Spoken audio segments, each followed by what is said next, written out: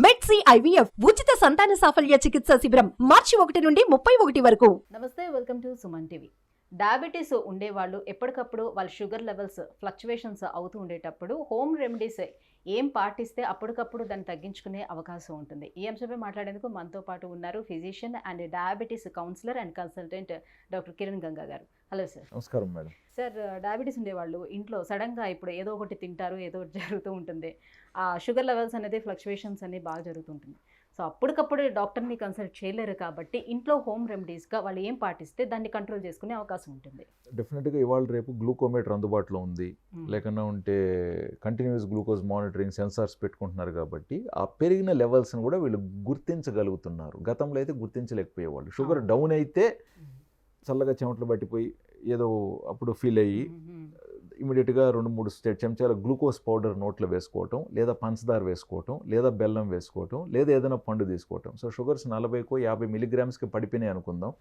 ఇలా లో షుగర్ వచ్చినప్పుడు ఈ కార్బ్స్ తీసుకున్నప్పుడు షుగర్ లెవెల్స్ మళ్ళీ మనకు పెరుగుతాయి, ప్రమాద స్థాయి నుంచి బయటపడతారు. ఇలా గ్లూకోజ్ తీసుకోలేదనుకుందాం, ఆ షుగర్ లెవెల్స్ ఇంకా పడే ప్రమాదం ఉంటుంది.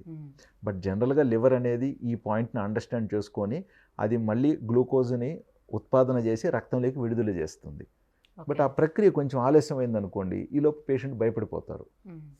జనరల్గా హాస్పిటల్కి వచ్చినప్పుడు షుగర్స్ మళ్ళీ ఎంతనో టెస్ట్ చేసి వాళ్ళకు గ్లూకోజ్ ఎక్కించాల్సింది ఉంటుంది. సలైన్ ద్వారా ఐవీలో ఇన్ఫ్యూజన్ చేయాల్సిన అవసరం ఉంటుంది. బట్ ఈ కండిషన్స్ ఇటీవల చాలా తక్కువ అయిపోయినాయండి. హాస్పిటల్కి వచ్చి గ్లూకోజ్ పడిపోయింది అనే పేషెంట్స్ చాలా తక్కువ. ఎందుకంటే ఇలాంటి ప్రోగ్రామ్స్ ద్వారా ప్లస్ ప్రతి డాక్టర్ కూడా వాళ్ళ పేషెంట్ని కొన్ని మందులు ఇచ్చేటప్పుడు మీకు షుగర్ డౌన్ అయిపోతే మీరు ఇలా షుగర్ తీసుకోవచ్చు, గ్లూకోజ్ తీసుకోవచ్చు అంటారు. బట్ నా ప్రయారిటీ ఏంటంటే షుగర్ నిజంగా డౌన్ అయినప్పుడు గ్లూకోజ్ పౌడర్ డైరెక్ట్గా నాలుక మీద వేసి ఒక 3 స్పూన్లు ఫస్ట్ చప్పరిమంటాం. ఎందుకంటే గ్లూకోజ్ డైరెక్ట్గా మనకి బ్రెయిన్ సెల్స్కి వెళ్ళిపోతుంది. బట్ మనం ఏదైనా వేరే ఫుడ్ రూపంలో తిన్నప్పుడు అది పొట్ట పేగులకి వెళ్ళి అరిగితే కానీ పైకి రాదు కదా, టైం పడుతుంది, లేట్గా అవుతుంది. ఇన్స్టెంట్ పికప్ రాకెట్ లాగా పికప్ అయిపోతుంది అనమాట. అండ్ ఎప్పుడైతే షుగర్స్ మళ్ళీ 80-90 దాటుతాయో భయం ఉండదు పేషెంట్కి. 60-70-50కి వెళ్ళింది అనుకోండి, ఇంకా ప్రాణం పోయిన ఫీలింగ్లోకి వెళ్ళిపోతారు. సో భయపడాల్సిన అవసరం లేదు. ఇమీడియట్గా గ్లూకోజో లేదా పంచదార తీసుకొని పెట్టుకొని వేసుకోవటం మంచిది. But any diabetes patient sugar medicines వాడుతున్నప్పుడు 2-3 చెంచాల గ్లూకోజ్ పౌడర్ చిన్న ప్యాకెట్లోనో చిన్న బాక్స్లోనో క్యారీ చేయాలనేది ఇంపార్టెంట్. నెక్స్ట్ హై షుగర్ అయితే ఎలాగా? హై షుగర్లో సిమ్టమ్స్ ఏం కనిపిస్తుంది? ఓకే, హై షుగర్ సిమ్టమ్స్ అనేటివి యూరిన్ ఎక్కువ రావటం, నీరసంగా ఉండటం, బద్ధకంగా ఉండటం. బట్ లో షుగర్లో కూడా నీరసం రావటం జరుగుతుంది అనమాట. సో అదొకటి. బట్ ఎనీవే టెస్ట్ చేసుకుంటే ఎస్, లో షుగర్లోనూ కళ్ళు తిరగచ్చు, హై షుగర్లో కూడా కళ్ళు తిరగచ్చు. అందుకే నాకు ఎవరైనా సిమ్టమ్స్ చెప్పినప్పుడు అయ్యా మీటర్ ఉంది కదా ఫస్ట్ చెక్ చేయండి, చెక్ చేయండి అనేది అడుగుతూ ఉంటాం అనమాట. అండ్ జనరల్గా చాలా వరకు డయాబెటీస్ డాక్టర్స్ గ్లూకోమీటర్ని పేషెంట్కి ఇంట్లో ఉంచుకోవడానికి ప్రోత్సహిస్తాం. ఎందుకంటే దానివల్ల టైం సేవ్ అవుతుంది, మనీ కూడా సేవ్ అవుతుంది. బట్ ఉంది కదా అని చెప్పి ఇంట్లో ప్రతిదాన్ని నువ్వు తిని కట్ చేసుకుంటూ నువ్వు కొట్టుకుంటూ ఉంటే అది ఎక్కువ, అది అన్నెసెసరీ రీడింగ్స్ కూడా వద్దని చెప్తూ ఉంటాం. అవసరం ఎలాంటిది. సో దాన్ని పేషెంట్కి ప్రత్యేకంగా దాన్ని మన న్యూట్రిషన్ ఎడ్యుకేటర్స్ వీళ్ళు కౌన్సిలింగ్ చేస్తూ ఉంటారు. ఎవరు ఎక్కువగా కొడుతున్నారు, ఎవరు వాడాల్సిన అవసరం ఉన్నా వాడట్లేదు. చాలామంది దగ్గర ఏంటంటే అసలు స్ట్రిప్స్ ఎక్స్పైర్ అయిపోతూ ఉంటాయి, వాడరు. అమెరికా నుంచి అల్లుడో కోళ్ళలో పంపించారు, అవి చూస్తేమో డబ్బా అలాగే ఉంది, ఎక్స్పైర్ అయిపోయింది. సో వీక్లీ వన్స్ అవసరం ఉన్నప్పుడు లేదా 10 డేస్కి ఒకసారి ప్లస్ అత్యవసరం ఉన్నప్పుడు గ్లూకోమీటర్ వాడుకొని చెక్ చేసుకోవాలి. సో షుగర్స్ హై ఉన్నాయి అనుకుందాం. హై ఉన్నప్పుడు ఇన్సులిన్ వాడే పేషెంట్ అనుకోండి, తను వాడుతున్న మోతాదులో ఒక 10% వరకు డోసులు పెంచుకోవచ్చు. జనరల్గా చాలామంది డాక్టర్స్ షుగర్స్ పెరిగితే 2 యూనిట్లు లేదా 4 యూనిట్లు మీరు పెంచుకోండి అని చెప్తూ ఉంటాం, రాస్తూ కూడా ఉంటాం కొన్నిసార్లు. అదేవిధంగా డౌన్ అయితే తగ్గించుకోవచ్చు అని కూడా. బట్ డౌన్ అంటే ఏంటి, 80 కంటే కిందికి వస్తే తగ్గించుకోమంటాం. ఇప్పుడు మీ షుగర్ 200 పైన ఉండేది, ఇప్పుడు 150 mgకి వచ్చింది అనుకోండి. సో 200 నుంచి 150కి వచ్చిందని నువ్వు డోస్ తగ్గించావు అనుకో, అది మళ్ళీ 200కి పోతుంది. సో నార్మల్కి వస్తే తగ్గకూడదు, నార్మల్ కంటే కిందికి వస్తే డోసులు తగ్గించవచ్చు, నార్మల్ కంటే కొంచెం పైకి వెళ్ళినా కూడా 2-3 యూనిట్లు పెంచుకోవచ్చు అని చెప్తూ ఉంటాం. సో వాళ్ళకి ఇన్సులిన్ ఉంటుంది కాబట్టి దాని ప్రకారం. ప్లస్ ఇప్పుడు ఇటీవల ఏంటంటే చాలామంది డాక్టర్స్ ఇంక్లూడింగ్ మీ ఫోన్ కన్సల్టేషన్, వాట్సాప్ కన్సల్టేషన్ కూడా అందుబాటులో ఉన్నాయి కాబట్టి బయట ఊర్లో ఉన్నవారు అలాంటి ఏదన్నా ఉన్నప్పుడు డాక్టర్ని మళ్ళీ సంప్రదించడానికి కూడా వాళ్ళకి అవకాశం ఉంటుంది. ప్లస్ తాత్కాలికంగా అవైలబిలిటీ దగ్గరలో ఉన్న డాక్టర్ని కూడా మనం సంప్రదించండి అని చెప్తూ ఉంటాం. ఎందుకంటే కొన్నిసార్లు ఏంటంటే వెయిట్ చేయకూడదు. ఓకే.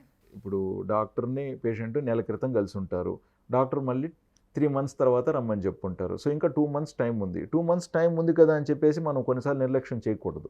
నీకు వేరే ఏదైనా సమస్య వచ్చినప్పుడు ఫస్ట్ కన్సల్టెంట్ అన్న కలవటానికి ప్రయత్నించాలి. లేదా ఆయన అందుబాటులో లేరు, లేదా మీకు కుదరలేదు అనుకున్నప్పుడు ఇంటికి దగ్గరున్న అంటే ఇంకొక చాలా మంది పెద్దవాళ్ళు కూడా ఎప్పుడో రాసిన మెడిసిన్స్ ని అదే డోస్ ని కంటిన్యూ చేస్తారు. 1 సంవత్సరం పాటు కూడా చేస్తూ ఉంటారు. మేడం వెళ్ళరు 10 ఏళ్ళు అదే. 10 సంవత్సరాలు కంటిన్యూ చేసిన వాళ్ళు ఉన్నారు నా పేషెంట్లో. ఓకే. చెప్తారు, సార్ అప్పుడు ఏమైంది సార్ అంటారు. సార్ మీరు నన్ను చూసింది 10 ఏళ్ళ క్రితం. సో వాళ్ళు ఇంకా ఇచ్చిన మెడిసిన్ అలా వాడుకుంటే సరిపోతుందిలే ఏముంది అన్నట్టు ధ్యాసలో వెళ్ళిపోతుంటారు. వాళ్ళ పరిస్థితి ఏంటి? మేడం నేను చెప్పేటి కొంతమందికి నచ్చవు, కానీ నిజం చెప్తాను. మీకు అమెరికాలో కానీ, యూరోప్లో కానీ, సౌదీలో కానీ, మిడిల్ ఈస్ట్లో కానీ ఎక్కడ కూడా మెడిసిన్ డాక్టర్ యొక్క ప్రాపర్ ప్రిస్క్రిప్షన్ లేనిదే మెడిసిన్ ఇవ్వరు. అవును. కొన్ని కారణాల వల్ల మన దేశంలో పేషెంట్లు పాత ప్రిస్క్రిప్షన్ చూపించో లేదా పాత మందులు చూపించో అవే కొనుక్కుంటూ తీసుకుంటూ ఉంటారు. దానికి రకరకాల కారణాలు, ఆర్థిక కారణాలు కావచ్చు, లేదా సమయం దొరకపోవటం కావచ్చు, లేదా మందులు సెట్ అయినాయి కదా మళ్ళీ డాక్టర్ వెళితే మార్చొచ్చేమోనే, కాబట్టి నాకు ఇది బాగున్నప్పుడు నేను ఇది ఎందుకు వాడుకోకూడదు, లేదా వెళ్దాం అనుకుంటూ ఉంటారు. ఈ లోపల చూస్తే మీకు తెలుసు కదా ఇటీవల కాలం ఎంత వేగంగా పరిగెడుతుందో. మొన్నగాక మనోడు పుట్టుంటాడు, అప్పుడే చూస్తే వాడికి 3వ బర్త్డే వచ్చేసి ఉంటుంది. సో అలాగా కొన్ని కారణాలు ఉంటాయి.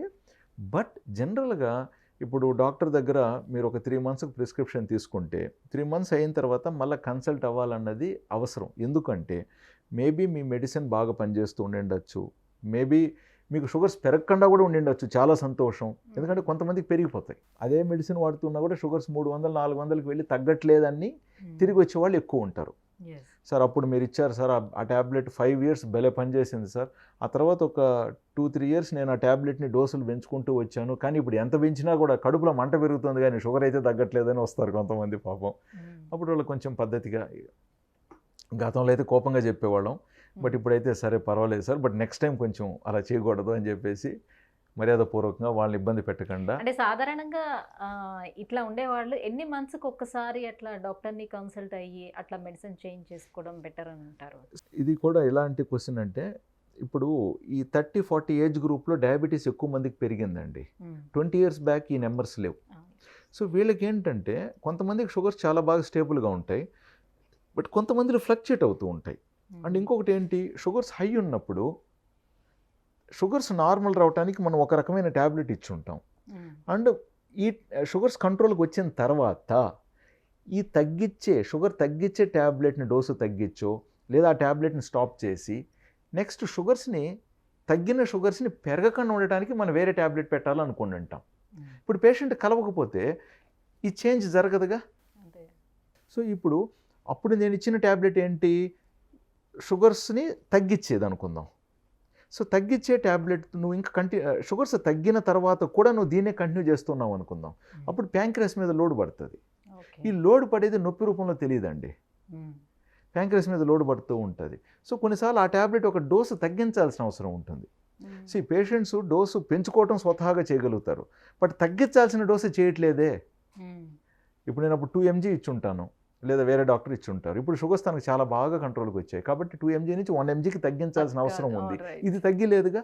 ఇప్పుడు తగ్గించినప్పుడు ఏమవుతుందంటే దీర్ఘకాలంలో ట్యాబ్లెట్ ఇంకా బాగా పనిచేస్తుంది, దుష్ఫలితాలు లేకుండా.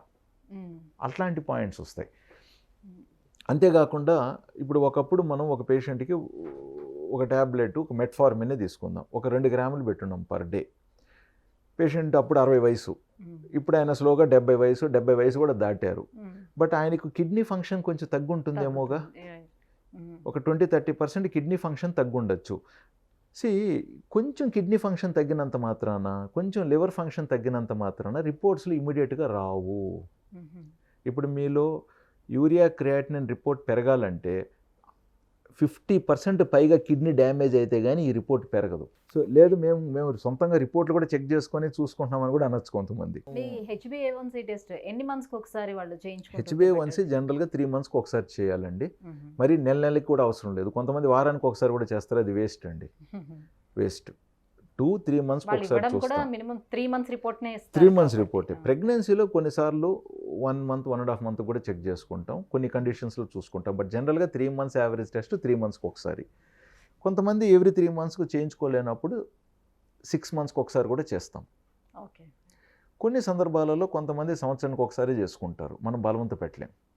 సో పేషెంట్కి కొన్ని కండిషన్స్, కొన్ని సిచ్యువేషన్స్ని కూడా మనం పాటించాలి. రైట్. ఇప్పుడు స్పెషల్లీ ఇప్పుడు సమ్మర్ వస్తుంది కాబట్టి ఈ సమ్మర్లో షుగర్ ఉండే వాళ్ళు ఎటువంటి జాగ్రత్తలు తీసుకోవాలి? డెఫినెట్గా అండి హైడ్రేషన్ మెయింటైన్ చేయాలండి. కాబట్టి వాటర్ బాగా తీసుకోవాలి. అండ్ కొంతమందికి ఆకలి పెరుగుతుంది కాబట్టి ఫుడ్ తీసుకోవాలి. మళ్ళీ ఫుడ్ అంటే ఏంటి, నువ్వు పోయి రైస్ ఐటమ్ లేకంటే చెకోడీలు, పకోడీలు, మురుకులు, కారాలు ఇట్లాంటివి తిన్నారనుకోండి, షుగర్ పెరుగుతుంది, పోస్ట్ పండిల్ పెరుగుతుంది, వెయిట్ పెరుగుతారు, మందులు పెరుగుతాయి, అసిడిటీ కూడా పెరుగుతుంది.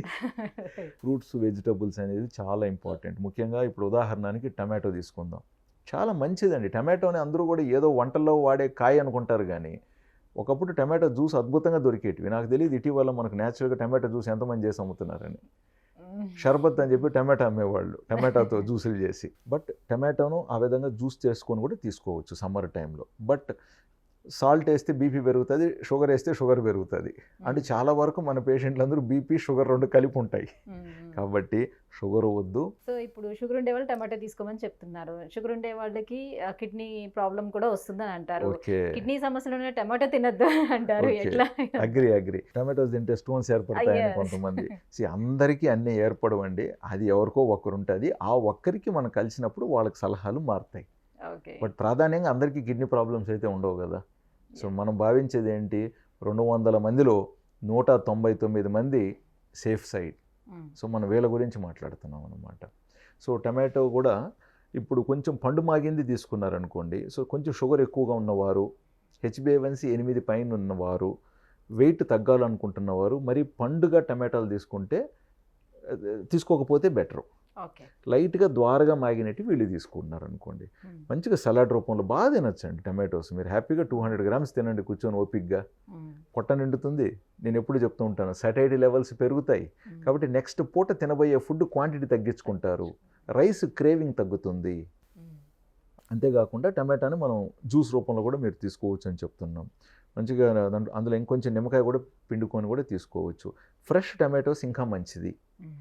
సో సమ్మర్లో tomatoes are very good option అండి, డీహైడ్రేషన్ ప్రివెంట్ చేయడానికి అండ్ హైడ్రేషన్ మెయింటైన్ చేయడానికి.